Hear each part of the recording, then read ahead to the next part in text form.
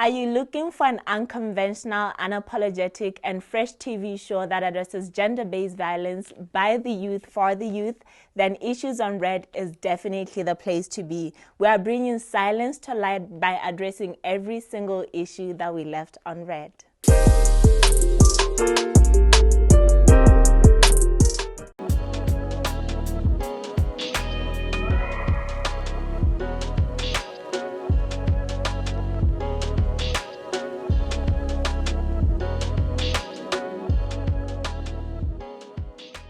Dumelang batho ba mebala, and welcome to another episode of the 9 to 5 Hustler. As per usual, I am your girl, Moronga, and I am here with an amazing guest.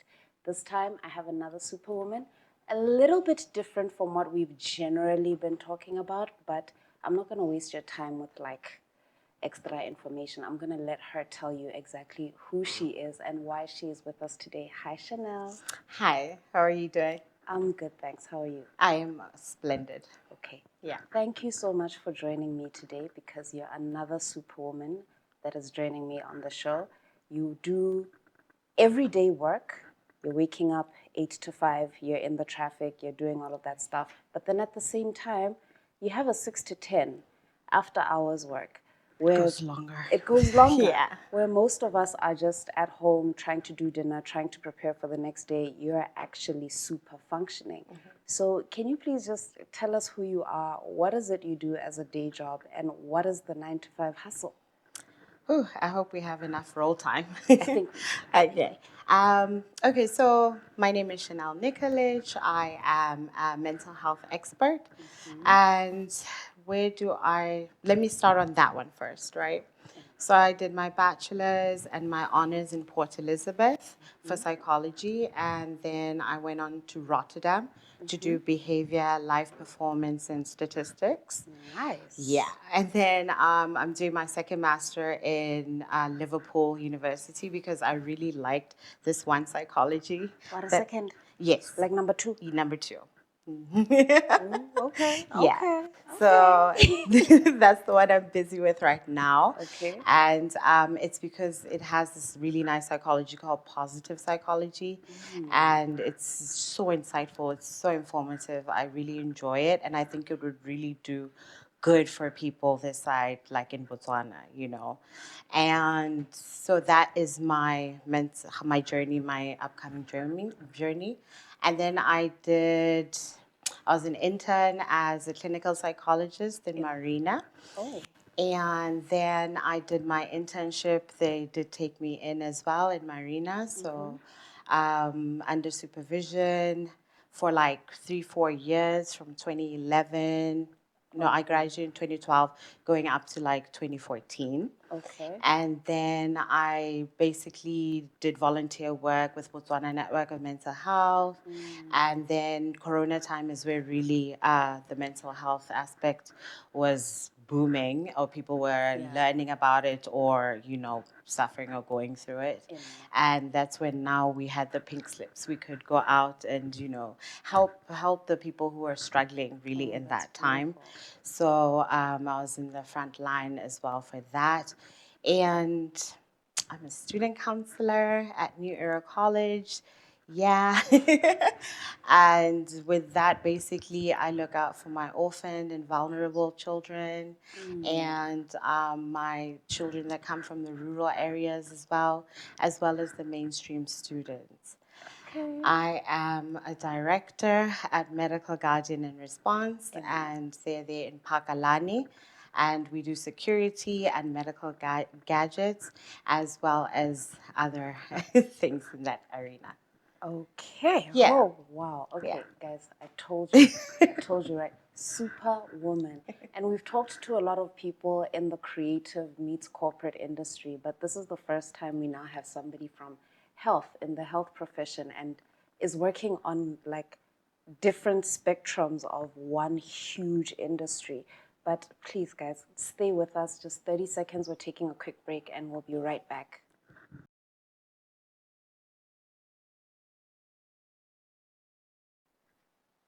Welcome back to the 9 to 5 Hustler. I am still here with Shanel, mental health practitioner and director of Medical Guardian and response. And response. Now, guys, I told you she's a superwoman, right? Because she's doing all these things in her day job, and then she goes and does this night job where she is functioning every single day. And my very first question before I ask you about your day, Chanel, do you sleep? Team no sleep. Okay, team no sleep. Team no sleep. Another one. Yeah, we squeeze in, the little hours that we can get so as to not fall prey to fatigue, because I don't want to collapse in the day. So I have to Yes. keep the energies up. If I do my 7 hours, I'm so happy. Okay. So happy. Okay. That's But good. we're gauging on the 4 hours if there's like a big plan or program that I'm spearheading. So, yeah. Oh, wow. Yeah. Okay, then in that case, what does your normal day look like? Because just based on what you've just said, it's a 20-hour day. Pretty much. Yeah, so like what time do we wake up? How do we progress through Yeah. the day? Well, my body wakes up at 5:30 by Okay. itself, right? All So I've right. got my automated clock on. And then I wake up, I do some emails, and I respond and I see what's in my day. I've got my day planner on as well. And then basically I get up, do my affirmations and tell myself I am going to make it through this day. Because mind you, I didn't get that enough sleep sometimes. So I have to affirm myself, I am going to do it. I'm going to make it, so, and I'm going to make it through this day. Sometimes it doesn't have to be the colossal ones where, you're really trying to get into your emotions, right? And stir yourself up. So it's just the I am becoming ones. And then I carry on to figuring out an outfit as I carry on because I'm not a pre-planner of that. So there's a lot happening in the psyche in the morning. So pre-plan it while I'm in the shower, getting ready, doing my lovely singing skills that are non-existent. And then We are all famous at home in the shower, right? Yes, that I shower do singing. it. Yeah, It I'm doesn't not sound too alone. good when I get out, but I do it. They'll be fine. Yeah. So, and then get dressed, hopefully look cute, do a style check. Because I do I'm doing this new thing where I get inspiration from like online, like people, like I'll check out your outfit today. And then if I'm replicating it tomorrow, just know I got it from you. Okay, that's So a that vibe. also saves time. I might borrow that from you. Please do that. Yeah. And then it saves time, right? Yeah. So then I get up and then my first one is to see if I have any emergencies in the day. Because then I will have my, maybe you're on suicidal watch or you have a urgent case that just came up. So then I know I would have to attend to those, right? But then I do go to New Era College and then I do see my students there and deal with the student services as well. And then I am always on the clock with Medical Guardian, being a director. So there's also that, like, we have to make activations, and we have to do the trainings that the team is good with, like, because we have taken on the counseling aspect into Medical Guardian. And so that's me always on my phone. And then it's just like, no, I'm not the digitech child. Don't worry. I'm really, I'm doing work. Exactly. And I discovered that my phone can be a laptop. So I was just like away and and then get back home and then do treatment plans because now I've seen people in the day and they need a treatment plan for the next time I see them. Right. So I haven't debriefed in the whole day. I haven't sat down and had my woosa. Do you eat? I'm doing intermittent fasting so that I don't have that haphazard eating, which is not really good. So my dietitian was just advising to do that. So working on that. Drinking a lot of water. So that keeps me going. But yeah, I do eat a little too much. But yeah, I'm going to work on that. No, but day to day, it is important. It is.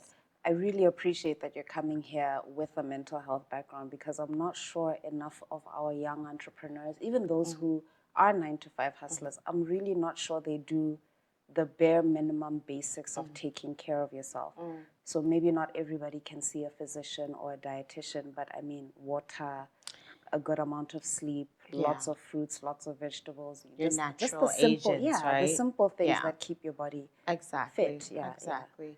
And also there's the aspect of having a therapist. I have a therapist. Oh, You know, nice. a therapist needs a therapist just like a doctor needs a doctor. Yeah. And I really pound on her when I'm just like, please see me now. It's emergency, you know, when it gets really overwhelming. Amen. And that's the whole basis of doing psychology. And that's why I'm learning so much, because each and every day something comes up. And then we have this thing called pop psychology, where now everybody knows what mental health is. Oh. We're diagnosing each other. We're diagnosing ourselves. Like I walk up to somebody and say, you're a narcissist. You're a narcissist, and this is your life now, and everybody band with me, and this is what we're going to do. So, yeah, there's a lot of that happening. So we're trying to do a lot of unlearning of all of that, because now it's taking away from the rare essence of mental health and the awareness that we're really trying to achieve. That's very, very true. Yeah. Actually, maybe we could just take a moment now. Like, what exactly does it mean if I tell somebody I have bad mental health? I mean, I do understand personally that I should have somebody, like a doctor, tell me this personally. But if I know this and I know I'm suffering from depression or PTSD, how do I explain what I mean to people when I say I have bad mental health? Okay. One thing I do is I say, let's use our words. You know, let's really explore the vocabulary. And this will also teach you how to learn yourself and exactly how you feel. Instead of having to always be, I don't know how I feel. So who's going to help you out if you don't even know how you feel? Yeah. Right. So use your vocabulary. We have words like sad, I feel distressed, I feel frustrated, I feel hatred, I feel, you know, just really emphasize on the types of feelings and emotions that you're going through, so that a person can, you know, be able to relate and understand and put themselves in a place of empathy in that point. So instead of sympathize and like cry with you, I don't know why you're going through this, and we're all now in a mess. So use your words, and the practitioner or the therapist will be the one who will tick the boxes. We tick the boxes, and only then is when the psychologist will tell you that you have depression, mild, severe, or you have on this level of anxiety, or so on and so forth. All right. Bacholo, I'm going to say you heard it here first. Use your words, describe the feeling as it is, and if it gets too overwhelming, please go find somebody, see somebody, get professional help, because if it were your heart, you wouldn't just walk away and wait for a heart attack, right? Okay, another 30 seconds and we'll be right back.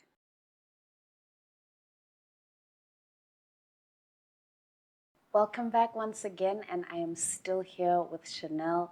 Earlier on, we were discussing just how mental health can look and how we can start describing the bad things that we go through and using the specific words to just describe them nicely. I'm sad, I'm angry, I am, for lack of a better word, pissed off, you know, I'm filled with hatred or rage. And then when it becomes more than we can handle it, we go look for help.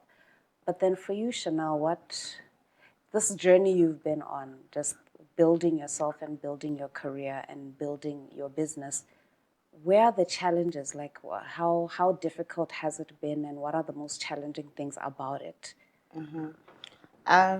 Well, first, being a woman in mental health in Botswana, the glass ceiling is real. Oh, wow. And yeah, because then you have, you know, there are tenders out there, and then you see just most of them going to some people when we have been in the forefront for a very long time. So that little glass ceiling for mental health for women, we're breaking through it. We're shattering it, and there's been a lot of women empowerment, but that's something that now we're working on. So challenge will be overcome. and basically not having enough time in the day to save the Yeah. world, because I just want to like help people, but also just the resources, the lack thereof in Botswana, making it very difficult. Like, we don't have many psychometric tests for us to be able to do assessments on people, especially reaching the ones in the rural areas. Yeah. Yes, and challenges are also personal ones, as in, I lost my husband in 2018. Oh, I'm So, sorry. yeah, so that was a period where I couldn't do therapy because obviously I had to go through all of that, my grieving and mourning. So that's also the challenges of not having to be triggered, because that's what psychology does. We learn all the time to detach ourselves from such situations. Like I said, we empathize more than sympathize. And so, yeah, the having to keep making sure I am also well kept Yeah. is a big thing. So, yeah. Oh, wow. On the last part, because yeah, no, that's a huge thing. You're giving so much of yourself helping other people, but you're having 20-hour days, so there's very limited time for Shanel. How do you navigate? How do you make sure that definitely I'm carving out 30 minutes or somehow during Yeah. the day? I'm really big on me time. Okay, that's And good. I'm really, really big on me time. And anytime I know that like a person walks out of my office, and then I'm like, "Whosa, this is me now." So I get to reaffirm, I get to check in on myself, I get to see where I was mindful or not mindful in the day. And I literally just sit there and do my breathing techniques, because I practice what I preach. Yeah. So I do that now, reverse psychology on myself. So, yeah. Nice. Yeah, and in the nighttime, because I do like the silence of the 2 a.m., 3 a.m., and so forth. So I just like set up, or I'll read something that I think I need to catch up on, Yeah. and just keep myself well informed. So, yeah, me time, as soon as I grab it, or I can go and have a coffee with myself, or after I see somebody, then I just take that extra time before I get up and go, just to, bring it all in and take it in. Huh, Yeah. okay, nice one. I don't think we talk enough about me time as women. Not just the world. I think in general, everybody is so busy that they don't necessarily become intentional about carving out that time. It's easy to make it for a dinner with friends, very easy to make it for your groceries or whatever other errands you have to run.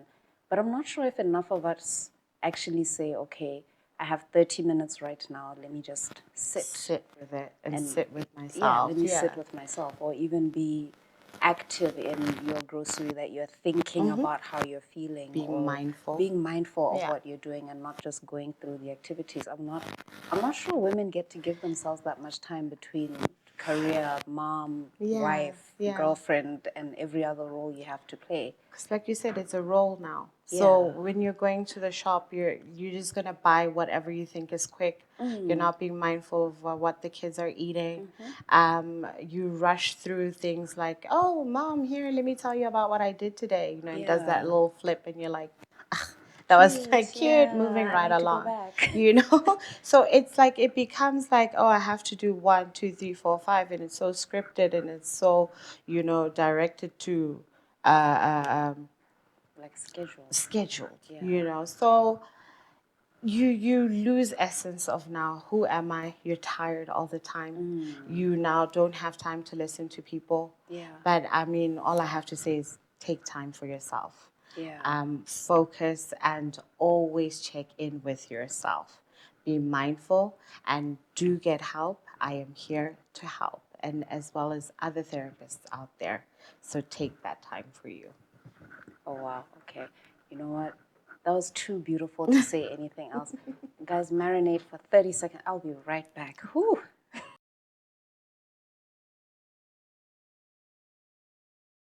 Welcome back to the 9 to 5 Hustler one more time. I am still here with my currently favorite guest, I'm not saying anything about my previous guests. You're all my favorite, okay? But right now, you're my favorite because we're discussing mental health and how important it is to get help, at least talk to somebody, because we carry a lot of heavy things and it's not necessarily easy for you to sit there and just absorb it. And it can be a very challenging place for a professional to be. So maybe you might need to try out 1 or 2 or 3 therapists. But then at the same time, it can also be very rewarding, right? So where are the rewards? Like, what are your personal highest achievements that you look back and you go, you know what, this is what's keeping me going. This is what's making me want to continue on this journey. Yeah. One of our taglines in Medical Guardian is saving lives. So I think that's a holistic view of what I do, saving lives and giving people the time of day to show them that they can reach self-actualization and that they are important, That part. you know? That So, part. and yeah, basically giving people the time of day, helping them out to navigate and figure out this life thing and to make sure that they don't think they're crazy because now people have the stereotypes, you know, we're breaking the stigmas, we're breaking the stereotypes. So that is an achievement for me. And all my accolades, all that schooling I've been doing. Now there's 2 masters, guys. Yo. And I did the financial management with you. Oh, yeah. You were my teacher. In another life, Oh. in another job, I teach people how to use their money. Yay. You can sometimes call me for that. And it's going well. It's going really well. Really? Thank you. Thank you for that. Okay. Yeah, because I wasn't really good with numbers. So that's another achievement because accounting was not my friend. Okay. But hello. So once I got through that with you, then I was just like, oh, this really is helpful. And Nice. yeah, I do. I can't keep a paycheck till the next paycheck comes in. But, okay, guys. Yeah, no, I have to admit it publicly, officially now. I help people figure out how to use their money. Feel free to ask me some questions because apparently it works. I don't always get this kind of feedback. Usually the next time I see my students, it's so soon after the course. There isn't enough time for it to really have an impact. But you've had a few years to go figure it out and see if it can work. Have your flowers, please. Have your flowers. All right. Okay. Okay. Yeah. Just quickly before we try to wrap up eventually, I just want to find out where would, say, I don't know, the most marginalized person in the community, where would you recommend they should go if they need help? Because I think a lot of people tend to assume getting mental health help is expensive, 1, and 2, they're just gonna call you crazy. Yeah. And I guess drug you. Yeah. Well, basically, you could call us at Medical Guardian in response, and we have a good referral system depending on where you are. And if you're in a rural area, I would just suggest you go to see the social workers first because I know they are in the districts and they can refer you to any health professional that is necessary depending on your situation. And us at Medical Guardian, we have a WhatsApp number at 76-236-235. You could call that in or you could WhatsApp us. And we have our page on Medical Guardian and Response on Facebook. And yes, we always have to see a professional. Whoever's in that area, like I said, it will start with the social worker and they will have a good referral system. But if you do call us, then we can align you with whoever suits your situation. Okay. Would I say have the option of going to the clinic? I know Clinic, in Gaborone. community, Godukotla, and that's where Bommabi Beleho, the social workers are as well. Okay. And that's always a good starting point. Guidance and counseling, teachers, if you're at school, even if you're there and there is a guidance and counseling teacher, go to that person. Community development officers are there as well because it's not just Bommabi Beleho. Yeah. And we also have my counselor, like go to them, because then they'll have to be referral points for you in case, because we're looking at the marginalized person, right? Yes, So, yes. yeah, Generally may not have the resources. But there should be Yes. gokotling There will or be help. just There the is, general community yeah. areas where there should There's be help. always help. There's always help. We are here. We're in the front line, and we're ready. Okay, Yeah. okay. Now, I have another question. Okay. Because we're going through this pandemic in this country, drugs, just on the street Yes. drugs, Yes. and not just the hard drugs like your I don't know. Well, it's light drugs, hard drugs, I mean, narcotics, and your yeah. I don't know. I wanted to say not alcohol and cigarettes, but like your the cocaine and The then stimulants, the stimulants yeah, and those things. yeah. What advice do you have for somebody who's maybe on that path, doesn't really know how to come back from it? Because I understand there's also a mental health portion to that. Sometimes we're trying to escape something. Sometimes maybe it was just me having fun, and now it's the mental health part of just being an addict. The addiction kicks in. So how would you recommend to somebody out there struggling with an addiction or even escapism? How do they begin to, I guess, heal or take the steps? I also am a recovery coach. It just keeps coming on. I'm also a recovery coach, and I'm actually with Drug Free is the New Cool campaign done by Dumelo. And you can also check out that page. So they actually have a camp running swag where they take young males for in the meantime, young males, and then they go give them like a little boot camp, which also has mental health aspects engraved in it. So I'm also the in-house therapist. So if you acknowledge that I do have a problem, or let's say your community around you does see that you have a problem, then they can go and check you in. We have Sabrina for that as well, where they do their assessments, and we have Bosses Net as well. But that's why I always will say, like, call us and we will refer you, because we actually do give you the consultation time to hear the severity of the situation and to see how to handle it and deal with it. So acknowledge you have a problem, and if it's people outside, they should help you with your road to recovery, right? And learning the patients, because they also need it. The homestead also needs to know how to monitor and how to be able to handle and deal with whatever you're going through. And because there are other things that will come out from it, like you will start stealing and taking away, and the lies and the self-sabotage. Such things, they need to be dealt with. So we're here. All right, all right. No, thank you for that. I really appreciate that you even brought up Sabrina, because there is this kind of outlook that it's maybe not the greatest place.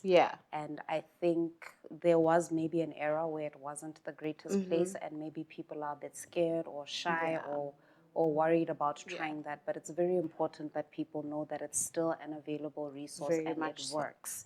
So again, guys, we can't stress it enough, because we all know you're struggling, you're stressed out sometimes, you're frustrated sometimes, and occasionally you don't want to get out of bed.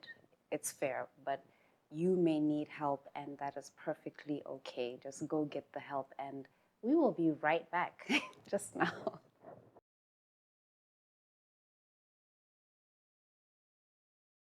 Welcome back to the 9 to 5 Hustler, and unfortunately, this is the last bit of time I'm going to get with my superwoman Shanel today.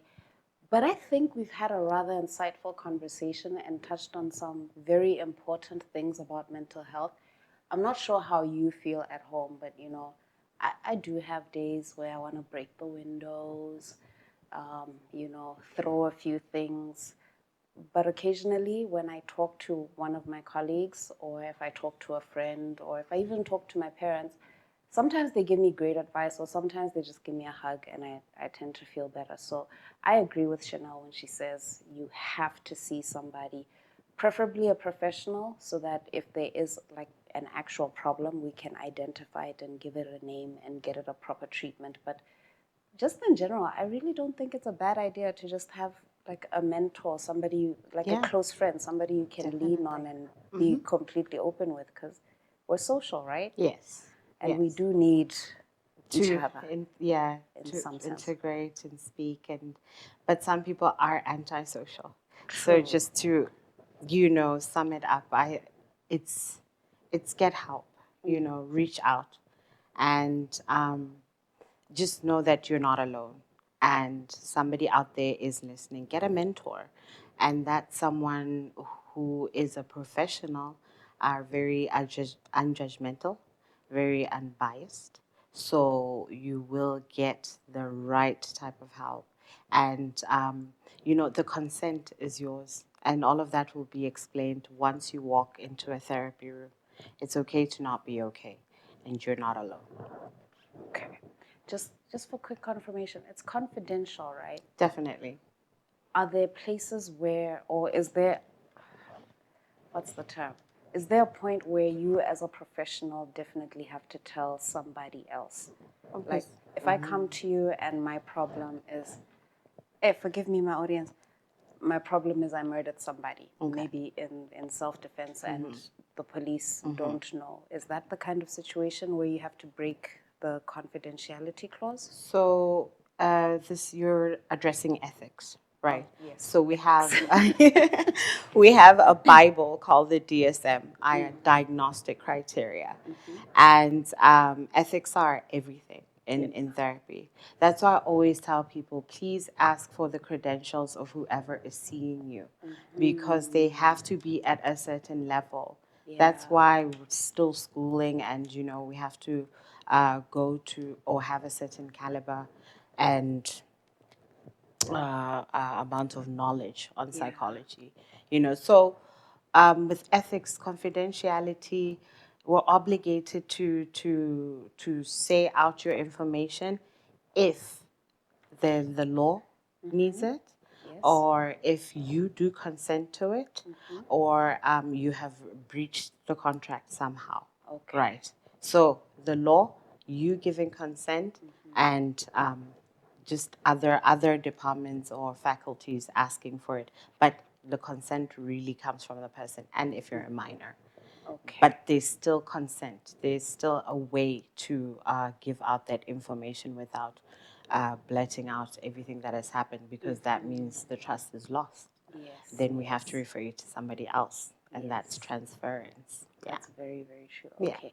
No, I think a lot of people also needed to hear that. Oh, confidentiality is our word, it's our law. That definitely when you do go and seek out this professional help, you can have the confidence that you are speaking in a safe place. These things are not going to come out. You're not going to hear Malebogo in 2 weeks talking about you on the law. This is between you and your doctor, the same way if you were with your GP or your dentist. It's between just the two of you.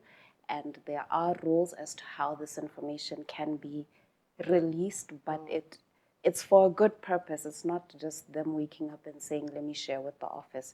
It's because the police need it, or it's because it's for your safety. And you can sue us, by the way. Yeah. If you hear Dimakato out there talking about your life and you're like, but I only told Shanel that. Exactly. So, yeah. Exactly. Thank you. You know what? I think this is a great way to end a Friday. I really hope sometime next week, sometime next month, or even in December, guys, you consider going out and seeking out a counselor, a therapist, just setting up appointments for you to check in with yourself and your mental health and your mind and make sure it's in top tip shape. But until then, this is all I have for you today. Catch me again next week on the 9 to 5 Hustler.